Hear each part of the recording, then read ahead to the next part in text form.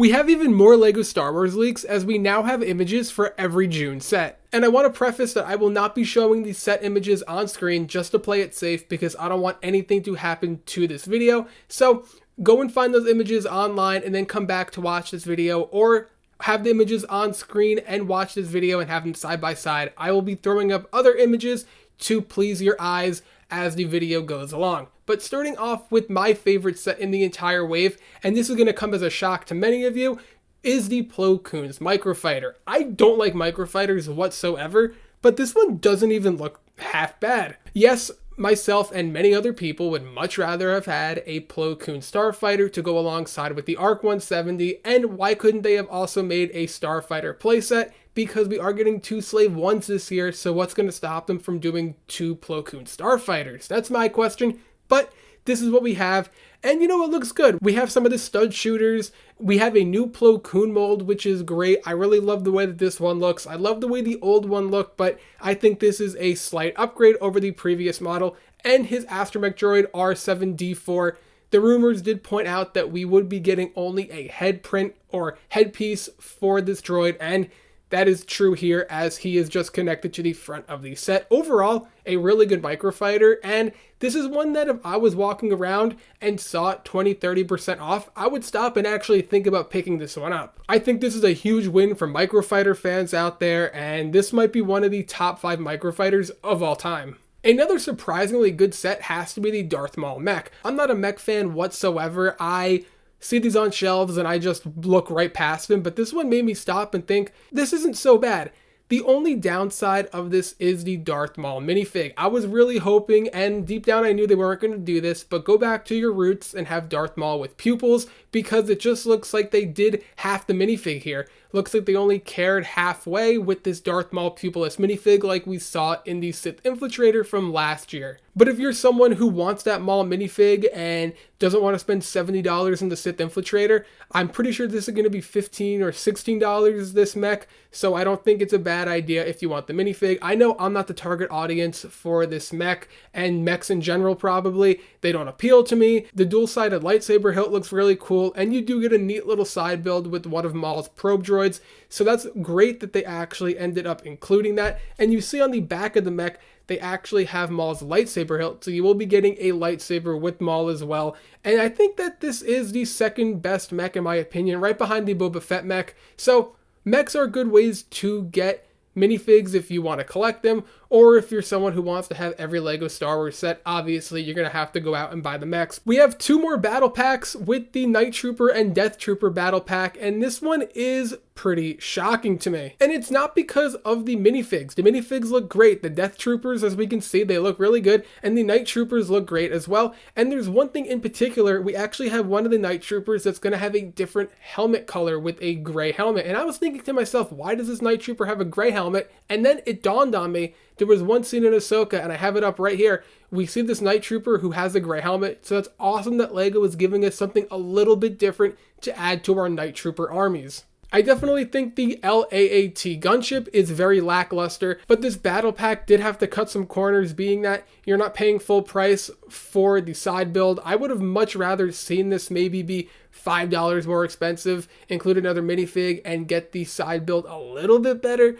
I think this just looks very blocky, and frankly, it just looks bad. There's no way around it. It just looks bad. It just looks lazy. And maybe if they were able to increase the price on this for $5 more, they could have ended up using a few more pieces and fixing that gunship. But I do think this will be one of the more popular sets of the June wave, just because people want to get Death Troopers and Night Troopers. And I think the army builders in the LEGO community will be saying to themselves, I'll probably just sell the side build to make back some money on this set while I only care about the minifigs. But things don't get better with side builds there, as we have the next battle pack with the 327th Star Corps battle pack. This is going to retail for $40, and it is questionable to say the least. $40 for this is pretty crazy in my opinion. Now, I don't think that these side builds are bad. I just don't think for $40 this is worth it. I'm not going to criticize the set or anything like that. And I just want to point out on the image, if you are looking at it, of the actual set, these aren't the 327th Clone Troopers. These are actually placeholders that are there right now, but when we get closer to the release date, they will end up updating this obviously and having the correct clones, so just keep that in mind. But back to the set, we are going to be getting 4 clones, 3 super battle droids, a spider droid, an AT-RT, a miniature Felucia landscape side build, and a miniature cannon stud shooter. And for $40, all of this, yeah, no way it's worth it. I think at most this is worth $25, maybe even $30. We go back to the 501st, the original 501st battle pack, and that retailed for $30, and that was an awesome value. It was a little on the pricier side, but you got 2 great side builds, and you got plenty of clones to complement it. And that goes down as one of the greatest battle packs, one of the greatest LEGO Star Wars sets, I think, in the history of LEGO Star Wars. And then we go here for $10 more, and you're just straight up getting less. If LEGO really wanted to keep this at $40, what they should have done was included 2 spider droids, and a lot of the rumors were saying there was going to be 1 spider droid, some were saying 2, so we really didn't have an idea, but I was holding out hope because this was $40, maybe they would include 2, but I think I was being too optimistic here.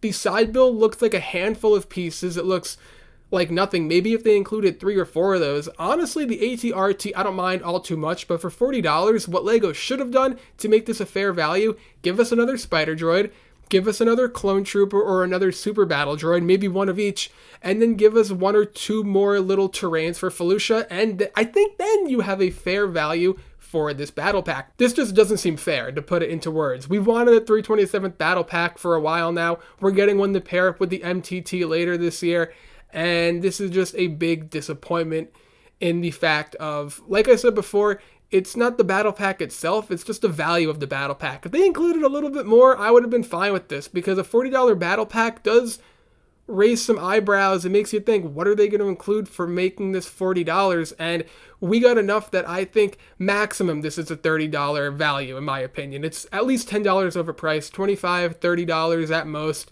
and they're charging us $40 for this. And it's probably still going to be a very popular buy in the LEGO Star Wars community, especially since LEGO knows people are going to go out and buy the MTT and they're going to want to pair it up with this or a few of these exact battle packs. Honestly, my advice would be, if you want this set, wait until there is a nice gift with purchase that you want, buy a couple of these, and that way you will get more for your money with a nice GWP.